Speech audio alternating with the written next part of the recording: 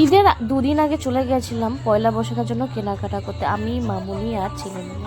আর দেখো আমাদের পাড়া এখানে ঈদের জন্য কি সুন্দর সাজিয়েছে। তো একটা টোটো রিজার্ভ করে আমরা সোজা চলে গেছি ব্যারাকপুরে স্টাইল বাজারে।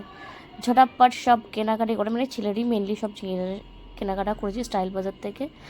আর তারপরে চলে গেছিলাম আরও কিছু কেনাকাটা করতে। আর যা লাইন পড়েছিল সেখানেই আমরা 45 মিনিট দাঁড়াতে হয়েছে।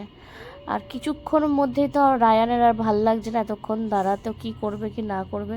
মোটামুটি তারপরে আমাকে যেখানে নিয়ে গেল সেখান থেকে আমার চক্ষু চড়ক গাছ, ও ঠিক চোখে পড়ে গেছে এই সেশনটা। আর হচ্ছে আমার পক্ষে তো সম্ভবই না, আমি আর কিচ্ছু কিনবো না, বাবা আসলে বাবা কিনে দেবে। পাগল নাকি, এখান থেকে কে কিনে বলো তো? মানে কি করে যে এদের চোখে পড়ে যায়, আর আমার থেকে এরকম পাগল পাগল লাগছে এখানে এসে, সবই ওর পছন্দ হয়ে যাচ্ছে।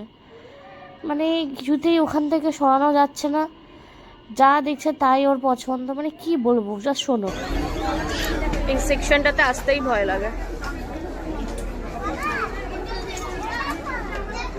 আর সরছে না এই সেকশন থেকে।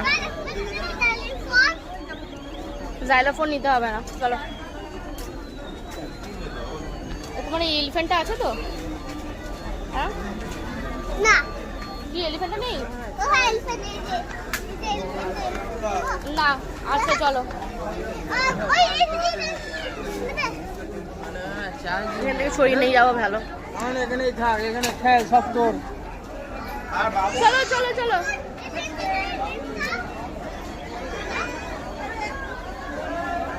বাবা আসলে বাবাকে বলবে। রবিবারে বলে দেখো দাদা বৌদিতে কিলাই, তো ওখান থেকে বেরিয়ে ঘরের অনেক কেনাকাটা থাকে জানোই পয়লা বৈশাখে। কিনে মিয়ামতে চলে এসেছি কারণ রায়ানের ভুক লাগায়। ওখান থেকে কেনা খাবার, ছেলের জন্য খাবার টাবার কিনে চলে এসেছি একটা রেস্টুরেন্টে রাতের খাবার নিয়ে। অ্যাকচুয়ালি রায়ানের আর ভাল লাগে না, অনেক ঘোরাঘুরি করেছে। অনেক কষ্টে একটা রুটির দোকান পেলাম, মামার নিয়ে আর বাবার জন্য রুটি কিনে নিলাম আর চিকেন কষা সব খাবার খেয়ে নিলাম। এখন গিয়ে আর ভালো লাগছে না রান্না করতে।